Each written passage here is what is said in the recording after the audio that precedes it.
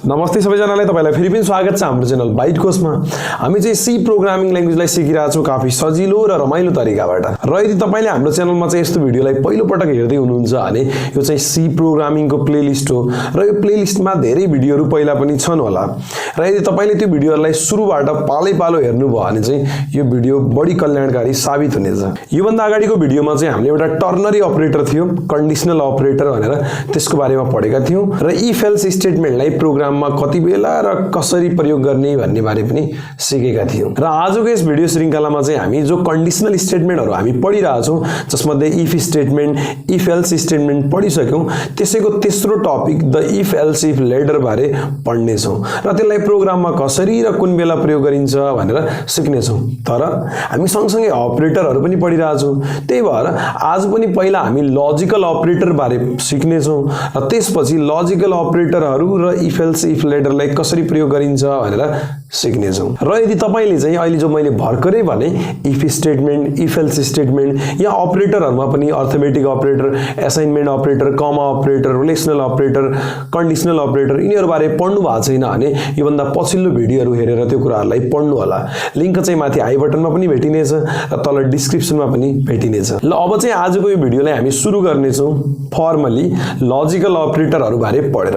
यो भन्दा अगाडि हामीले 5 वटा अपरेटरको टाइपहरु कभर गरिसक्यौं, त लजिकल अपरेटरलाई चाहिँ म 6th नम्बरको हेडिङ दिनेछु। यो लजिकल अपरेटरहरुले चाहिँ हाम्रो कम्प्युटरमा लजिकल अपरेसनहरु परफर्म गर्नमा मद्दत गर्छन् र यिनीहरुले चाहिँ जहिले पनि एउटा बुलियन रिजल्टलाई आउटपुटको रूपमा प्रोड्युस गर्छन्। अब यो बुलियन भन्ने टर्म चाहिँ बुझ्न एकदमै जरुरी छ। सुरुमा कम्प्युटरमा चाहिँ दुईटा मात्रै भ्याल्यु हुन्छ, या त ट्रू या त फल्स, या भन्ने नै जसले हामीले अन अफ भन्दा पनि हुन्छ, या सबभन्दा सजिलोको लागि हामीले 1 0 या मसिन ल्याङ्ग्वेज भनेर बुझ्छौं। त दुईटा भ्याल्यु मध्ये ट्रू अथवा फल्स हुन्छ जहिले पनि। यिनीहरुलाई अर्को नाममा बुलियन भ्याल्यु पनि भन्ने गरिन्छ, बुलियन भ्याल्यु। त जुन भेरिएबलले यो या त ट्रू भ्याल्यु लिन सक्छ या त फल, त्यस्तो किसिमको भेरिएबललाई बुलियन भेरिएबल भन्ने गरिन्छ कम्प्युटरमा या प्रोग्रामिङमा।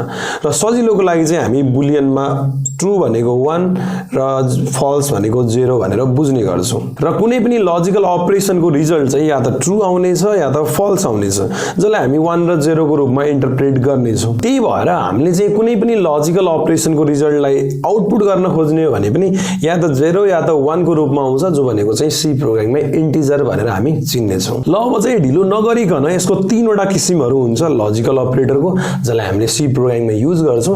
तिनीहरुलाई सिक्ने छौं, तिनीहरुलाई बुझ्यो भने लजिकल अपरेटरहरु मजाले बुझिहालियो। त यसमध्ये पहिलो वाला छ द लजिकल एन्ड गेट भनेर। यसलाई चाहिँ एन्ड गेट मात्रै नभन्ने लजिकल एन्ड गेट भन्ने। धेरैले चाहिँ एन्ड गेट पहिला नै हामीले पढेका पनि थियौं। यो एन्ड गेटलाई जनाउने तरिका चाहिँ हुन्छ 2 चोटी एम्परसेन्ट साइन लेख्ने या एन्ड भने पनि हुन्छ। हामीलाई पहिला नै थाहा छ एक चोटी एन्ड लेख्यो भने चाहिँ स्क्यानएफ मा हामीले एड्रेस अफ भनेर पढ्ने गर्छौं। एक चोटी लेख्नुको अर्थ हुन्छ एड्रेस अफ एक्स भन्ने खालको, यानी कि यो भेरिएबलको एड्रेस भनेर। त्यही भएर हामी चाहिँ एन्ड गेटको लागि दुईटा एन्ड प्रयोग गर्ने गर्छौं। अब यसको कन्सेप्ट चाहिँ एकदमै सिम्पल छ। एन्ड भनेको र हो, जो हामीले नर्मल लाइफमा पनि र भनेर बुझ्ने गर्छौं। त यसको यतापट्टि पनि एउटा एक्सप्रेसन हुनेछ, एक्सप्रेसन 1 भन्दा भयो, यतापट्टि पनि अर्को एक्सप्रेसन हुनेछ, एक्सप्रेसन 2 भन्दा भयो। त यो दुईटै एक्सप्रेसनको एन्डको काम गर्ने छ लजिकल एन्डले चाहिँ। र एन्ड भन्ने कुरा चाहिँ तब मात्रै राइट हुन्छ यदि यसको भ्याल्यु पनि राइट छ, यसको भ्याल्यु पनि राइट छ। राइट भन्नु अथवा ट्रू भन्नु एउटै कुरा हो। त दुईटै 1 भएको बेला यसको आउटपुट चाहिँ 1 आउनेछ, अदरवाइज यसको आउटपुट 0 आउनेछ, जसलाई हामी भर्खरै ट्रुथ टेबलबाट हेर्ने छौं। त्यसैगरी दोस्रो गेट हुन्छ लजिकल अर गेट भनेर। पढ्ने बेला चाहिँ यिनीहरुलाई लजिकल नै लगाउने सबैको अगाडि, लजिकल अर गेट। यसलाई जनाइन्छ कसरी भन्नुहुन्छ भने जो यसो सिधा लाइन हुन्छ कीबोर्डमा त्यसले जनाउने गरिन्छ। त लेख्ने बेला यसको पनि सिन्ट्याक्स सेम भयो, एक्सप्रेसन 1 हुने भयो, एक्सप्रेसन 2 हुने भयो। दुईटै एक्सप्रेसनको अर को काम गर्ने भयो यसले चाहिँ। अर भनेको चाहिँ अथवा हुन्छ। र यसको डेफिनेसन कसरी बुझ्ने भने यदि एउटा कुरा पनि ट्रू निक्ल्यो अथवा 1 निक्ल्यो भने यसको आउटपुट 1 आउँछ। एटलिस्ट एउटा इनपुट चाहिँ 1 हुनु पर्यो, यसको आउटपुट चाहिँ जहिले पनि 1 नै आउँछ। दुईटै इनपुट 0 भएको बेला मात्रै यसको आउटपुट चाहिँ 0 आउने गर्छ। त्यसैगरी तेस्रो किसिमलाई चाहिँ भनिन्छ नट गेट। अब लेख्ने बेला यसलाई पनि लजिकल नट गेट भनेर लेख्नेछौँ। गेटहरूलाई चाहिँ क्यापिटल लेटरमै लेखिन्छ जनरली। यो लजिकल नट गेटलाई जनाउने तरिका चाहिँ यसरी नट भनेर जनाइन्छ एक्सक्लेमेसन साइनले। र यो चाहिँ एउटा युनरी अपरेटर हो। अब युनरी भन्यो भने चाहिँ यसमा चाहिँ जसरी बाइनरी अपरेटरमा दुईटा अपरेन्डहरू हुन्छ, यसमा चाहिँ एउटा मात्रै अपरेन्ड हुने भयो। जस्तै कुनै एउटा एक्सप्रेसन छ भने यसरी लेखिने भयो, यो नट एक्सप्रेसन भन्ने बुझिने भयो। यसको अर्थ चाहिँ ठ्याक्कै इन्भर्टर भने जस्तै बुझे पनि हुन्छ। इन्भर्टरले उल्टो काम गर्छ। जस्तै हाम्रो बिजुली छ भने इन्भर्टर अफ हुन्छ, बिजुली गयो भने इन्भर्टर अन हुन्छ। त्यस्तै यसको अर्थ हुन्छ। यदि एक्सप्रेसनको भ्याल्यु 1 थियो भने उल्टा 0 हुने भयो त्यसको, यानी कि नट गेटले 0 आउटपुट दिने भयो। यदि एक्सप्रेसन 0 थियो भने त्यसको नट गेटले चाहिँ 1 आउटपुट दिने भयो। त एकदमै सजिलो किसिमको डेफिनेसन छ नट गेटको चाहिँ। र अब चाहिँ हामी ट्रुथ टेबल बनाऊ र ट्रुथ टेबलबाट चाहिँ थप यो एन्ड अर र नट गेटले कसरी काम गर्ने छ भनेर एकैछिन हेरौँ। यो ट्रुथ टेबल भनेको चाहिँ के हो भन्नुहुन्छ भने ट्रुथ टेबल भनेको चाहिँ सबै पोसिबल कन्डिसनहरूको लागि रिजल्ट के आउँछ त भनेर एउटा देखाउनको लागि बनाएको टेबल हुन्छ। यसमा चाहिँ हामीले इनपुट र आउटपुटहरू र तिनीहरूको सम्बन्ध देख्न सक्छौँ र कुन बेला चाहिँ कस्तो आउटपुट आउँछ भनेर पनि हेर्न मिल्छ, जसबाट चाहिँ डेफिनेसन पनि बनाउन मिल्यो गेटको र सजिलै बुझ्न सकिन्छ। म चाहिँ एकैछिन यो टेबलको आउटलाइन बनाउँछु अनि हामी यसलाई सम्झिनेछौँ। ल अब चाहिँ म यसको माथि लेखिदिन्छु ट्रुथ टेबल भनेर। यो चाहिँ हामी अब ट्रुथ टेबल बनाइरह। अहिले चाहिँ टेबल मात्रै छ। यसलाई ट्रुथ टेबल कुन बेला भन्छ भन्ने कुरा चाहिँ अब लेख्नेछौँ। इक्जाम्पलको लागि हामीले एन्ड गेट पढ्यौँ। एन्ड गेटमा चाहिँ एक्सप्रेसन 1 एन्ड एक्सप्रेसन 2 हुन्छ। अब एक्सप्रेसन नलेखेर अहिलेको लागि म तिनीहरूको नाम लेखिदिन्छु। भेरिएबलको नाम हुनसक्छ XY मानौँ। त एन्डलाई जनाउनु पर्ला X दुईचोटि एम्परसेन्ट लेख्ने अनि Y यसरी जनाइन्छ रे। अब ट्रुथ टेबलमा के हुन्छ भने यदि भर्खरै इनपुट र आउटपुट टोटल पोसिबल कतिवटा केसहरू हुन सक्छन् तिनीहरूको रिलेसनशिप देखाउँछ ट्रुथ टेबलले। जस्तै यदि मैले अघि नै भने अनुसार एउटा कुनै पनि भेरिएबलको दुईटा मध्ये एउटा भ्याल्यु हुन सक्छ, या त 0 या त 1। Y को पनि दुईटा मध्ये एउटा भ्याल्यु हुन सक्छ, या त 0 या त 1। बुलियन भ्याल्यु भनेको त्यही हुन्छ, या त 0 हुन्छ या त 1 हुन्छ, जसलाई ट्रु फल्स भन्दा पनि हुन्छ। त बुलियन भेरिएबलले त्यही भ्याल्युलाई राख्न सक्ने भयो। अब हामीसँग अहिले दुईटा भेरिएबल छ भने त्यति बेला चाहिँ यदि x मात्रै हुन्थ्यो भने त 0 अथवा 1, x को भ्याल्यु 0 अथवा 1 हुन सक्थ्यो। तर हामीसँग दुईटा भेरिएबल छ भने त्यति बेला चारवटा केसहरू बन्न सक्छन्। जस्तै 0-0 वाला एउटा केस बन्न सक्छ, त्यसैगरी 0-1 वाला एउटा केस बन्न सक्छ, 1-0 वाला पनि बन्न सक्छ, 1-1 वाला पनि बन्न सक्छ। त यसरी दुईटा भेरिएबल भएको बेला चाहिँ चारवटा केसेसहरू बन्छन् जसलाई हामीले ट्रुथ टेबलमा देखाउनु पर्छ। त्यसैगरी अब कसैले गेस गर्न सक्नुहुन्छ तीनवटा भेरिएबल बन्छ भने चाहिँ 2 to the power 3 यानी कि 8वटा केसहरू बन्छन् होला मजाले। त अब हामीले दुईटा भेरिएबलको एन्ड गरिरहेछ भने अघि नै डेफिनेसनले भने अनुसार चाहिँ एन्ड गेट तब मात्रै रिजल्टलाई ट्रु प्रोड्युस गर्छ या भने 1 प्रोड्युस गर्छ जति बेला सबै इनपुटहरू 1 हुनेछन्। त यति बेला यो 1 हुने भयो। बाँकी अरू जम्मै कन्डिसनमा चाहिँ 0 हुन्छ। यसलाई नर्मली कुनै इक्जाम्पलबाट बुझ्दा पनि हुन्छ। जस्तै उदाहरणको लागि कुनै मान्छेले भन्छ मैले भात र दाल खाएँ भन्छ भने उसले भात र दाल दुवै खाएको हुनुपर्छ, तब न र लगाइरहेछ। त भात र दाल खाए भन्छ र दुईटै खाएको रहेछ अनि उसले भनेको कुरा सही भयो। यदि उसले कुनै पनि कुरा खाएन तर पनि मैले खाना खाछु है, भात र दाल खाछु भने उसले भनेको कुरा गलत भयो। उसले भात मात्रै खाथ्यो भने पनि गलत भयो, दाल मात्रै खाथ्यो भने पनि गलत भयो। सजिलो छ। र हामीले जसरी जीवनमा युज गर्छौँ रलाई दुईटै कुराको लागि त्यसरी नै प्रयोग गरिन्छ। मसँग मार्कर पनि छ, मार्करको कभर पनि छ भने हैन, त दुईटै कुरा छ त यसरी युज गरिन्छ र भन्ने शब्द। अर्को हुन्छ अर गेट। अरलाई चाहिँ प्रोग्रामिङमा हामी दुईटा लाइनले जनाउने गर्दछौँ। त यसको अर्थ चाहिँ के हुन्छ भने एटलिस्ट एउटा 1 भयो भने यसको आउटपुट 1 आउँछ। एउटा कुरा सही भयो नि हुन्छ। त्यो भनेको चाहिँ अर्को कुनै उदाहरण लिने भने मैले मोमो खाएँ अथवा अचार खाएँ भने जस्तै हुन्छ। उसले मोमो खाएको पनि हुनसक्छ, अचार खाएको पनि हुनसक्छ, दुईटै खाएको पनि हुनसक्छ। तर दुईटै नखाएको भए चाहिँ आउटपुट 0 आउनु पर्ला। जस्तै उसले मोमो पनि खाएन, अचार पनि खाएन भने त्यति बेला 0 आउने भयो। उसले कुनै एउटा कुरा खाएछ भने तब पनि 1, एउटा कुरा खाएछ तब पनि 1। उसले दुईटै कुरा खाएछ भने ठिक छ, मैले मोमो अथवा अचार भने दुईटै खाछु त मिल्यो यो कुरा। त यसरी अर भने चाहिँ अथवा हुन्छ।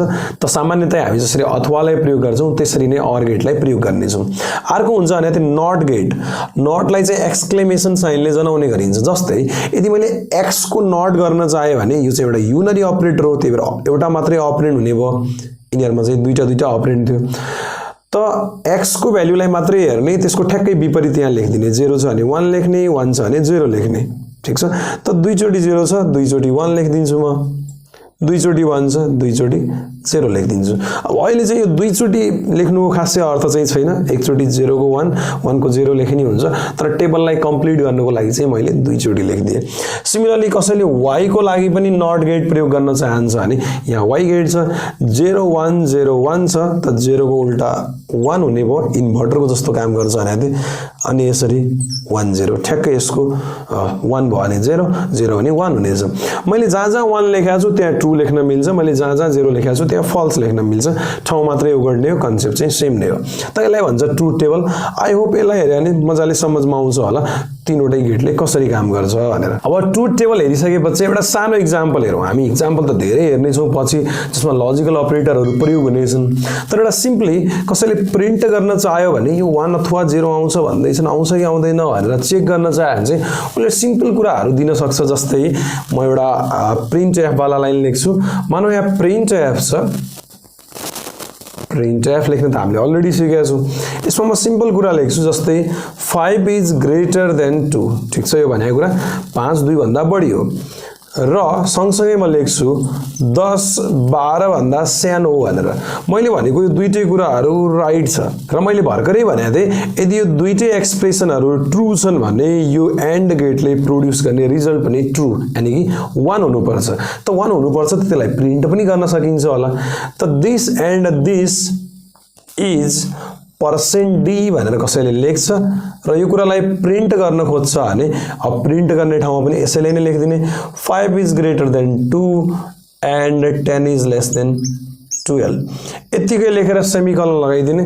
अब माथि तल लेख्ने कुराहरू त थाहा छ इन्क्लुडहरू लेखिन्छ दायाँ बायाँ जहाँ प्रिन्ट एफ हुन्छ त्यहाँ चाहिँ यो लाइन लेख्यो भने यसको आउटपुट 1 आउनुपर्छ किनकि यो कुरा र यो कुरा सही छ भने यदि कसैले यो दुईटा मध्ये एउटा कुरा पनि गलत गरिदियो जस्तै म यहाँनिर गरिदिन्छु 10 लाई 16 बनाइदिन्छु अब के हुन्छ मैले भनेको कुरा 5 इज ग्रेटर देन 2 त ठीक छ तर 16 इज लेस देन 12 भन्ने कुरा चाहिँ गलत छ त यसको आउटपुट अब 0 आउनुपर्छ तपाईले चाहिँ एकचोटी विचार गर्नु होला यसलाई रन गरेर र तपाईले चाहिँ सिमिलरली अर गेट र नट गेटलाई पनि प्रिन्ट एफ मा लेखेर तिनीहरुको आउटपुट 0 आइराछ अथवा 1 आइराछ भन्ने कुराहरुलाई चेक गर्नु होला र ट्रुथ टेबल सँग म्याच गर्नु होला यो चाहिँ होमवर्क जस्तै भने पनि हुन्छ एकदमै सजिलो छ यो चाहिँ आफै गर्नु होला अब चाहिँ हामी आजको भिडियोको दोस्रो टपिकमा जाने छौं जो हुनेछ the if else if ladder भनेर सबैभन्दा पहिला डेफिनेसनबाट सुरु गरौँ यो इफ एल्स इफ लेडर भने हो के भन्ने कुरा यो भन्दा अगाडिको भिडियोमा चाहिँ हामीले इफ एल्स स्टेटमेन्ट पढेका थियौं र त्यो देख्नमा कस्तो थियो भने इफ लेख्ने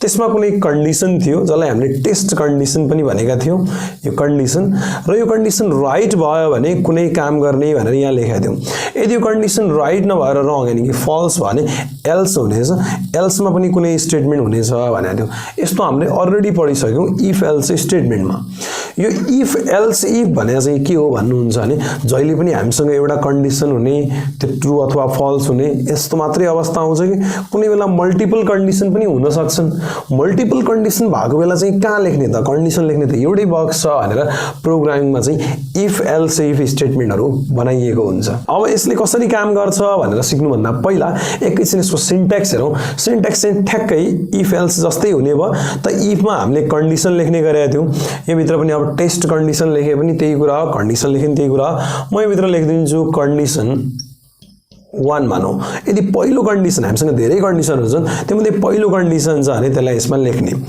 अब यो भित्र चाहिँ स्टेटमेन्टहरु लेखिने छ कसको स्टेटमेन्ट भने कन्डिसन 1 कै स्टेटमेन्ट त्यही भएर अब मिलाएर एसटीएटीएम स्टेटमेन्ट 1 भनेर लेखिदिन्छु त हामी के बुझ्ने छौं यसकै स्टेटमेन्ट हुन् भनेर यसकै भने जति बेला कन्डिसन 1 ट्रू हुनेछ अब कर्ली ब्र्याकेट पनि लगाइदिन्छु यहाँनिर र यहाँनिर यसको मिनिङ चाहिँ स्टेटमेन्टहरु धेरै पनि हुन सक्नेछन् अब एल्स मात्रै नलेखेर एल्स इफ लेखिनेछ तर ध्यान दिनुपर्ने कुरा चाहिँ एल्स इफलाई चिपकाएर चाहिँ नलेख्ने एल्स अलग हो इफ अलग हो यो दुईटै किवर्डहरु हुन् किवर्डहरुलाई अलग अलग लेख्नु पर्यो चिपकाएर त नयाँ किवर्ड बन्ला फेरि एल्स इफ लेखेपछि चाहिँ फेरि हामीसँग एउटा कन्डिसन लेख्ने सुविधा आउँछ त कन्डिसन 2 लेख्ने त्यसको पनि स्टेटमेन्टहरु हुन सक्छन् जसलाई चाहिँ म अहिलेको लागि नाम दिन्छु स्टेटमेन्ट्स या स्टेटमेन्ट एउटै कुरा हो 2 भनेर सेमिकोलन दिए नि ठीक छ अब यसै गरी धेरै एल्स इफहरु आउन सक्छन्, जति पनि हामीसँग कन्डिसन होला नि धेरै आउन सक्छन्। तर एउटा लास्ट कन्डिसन चाहिँ एल्स हुनेछ। लास्ट कन्डिसनमा चाहिँ एल्स किन हुनेछ भने यदि कुनै पनि कन्डिसन म्याच भएन भने, यानी कि सबै कन्डिसन फल्स भने के गर्ने, त्यति बेला चाहिँ एल्स भित्र जे कुरा हुनेछ त्यसलाई चाहिँ एक्जिक्युट गर्ने भन्ने बुझिनेछ। अब एल्स भित्र लेखिने स्टेटमेन्टहरुलाई चाहिँ अहिलेको लागि म डिफल्ट स्टेटमेन्ट भनिदिन्छु। डिफल्ट स्टेटमेन्ट भने कुनै पनि स्टेटमेन्टहरु राइट नभए भने यो स्टेटमेन्टहरुलाई एक्जिक्युट गर्नु है भनेको। अब चाहिँ यसले काम कसरी गर्छ भने यसले काम गर्छ यो देख्नमा ल्याडर जस्तो देखिनुको कारण त्यही हो। इफ एल्स गरेर यसरी काम गर्ने हुनाले यसलाई ल्याडर भन्छ। र यो ल्याडर भनेको सिडी हो। सिडी चाहिँ चढ्ने हैन कि यहाँबाट उत्रिने हो खासमा। त सुरुमा यो वाला कन्डिसन चेक हुने हो। यो कन्डिसन ट्रू भयो भने यो वाला स्टेटमेन्ट एक्जिक्युट हुने र बाँकी जम्मैलाई चाहिँ स्किप गरिदिने भनेको छोड्दिने। एउटा कन्डिसन म्याच भयो भने बाँकी जम्मैलाई छोड्दिने। बार कन्डिसन चेक चाहिँ नगर्ने भन्ने यसको रुल हुन्छ। यदि कन्डिसन 1 फल्स निक्ल्यो भने अनि 2 चेक गर्ने। 2 पनि फल्स निक्ल्यो भने 3 चेक गर्ने। त्यसैगरी 4, 5 जबसम्म ट्रू आउँदैन तबसम्म चेक गर्ने। जुन बेला ट्रू आयो त्योसँग एसोसिएटेड स्टेटमेन्टहरुलाई चाहिँ एक्जिक्युट गरिदिने। यदि कुनै पनि कन्डिसन ट्रू आएन, त्यस्तो हुन सक्छ कुनै बेला, त्यति बेला चाहिँ यहाँ डिफल्ट स्टेटमेन्ट छ जो चाहिँ एल्स भित्र लेखिन्छ र यिनीहरु चाहिँ कम से कम काम गर्ने छन्। अब चाहिँ एउटा एक्जाम्पल हेरौँ जसमा चाहिँ यो इफ एल्स इफ लेटरलाई कसरी प्रयोग गर्ने भन्ने कुरा मजाले बुझिनेछ र सजिलो पनि हुनेछ। एक्जाम्पल चाहिँ एकदमै सजिलो लिउँ, हामीले सुनेकै जानेकै हामीसँग रिलेटेड। हाम्रो चाहिँ एक्जाममा मार्क्सहरु आउँछ। त्यो मार्क्सहरुमा एभरेज मार्क्स कति आयो भनेर क्याल्कुलेट गर्न सकिन्छ, जसलाई अर्को भाषामा पर्सेन्टेज भनि नि हुन्छ। र त्यो एभरेज मार्क्सको हिसाबमा हामीलाई एउटा ग्रेड दिने गरिन्छ। ठीक छ।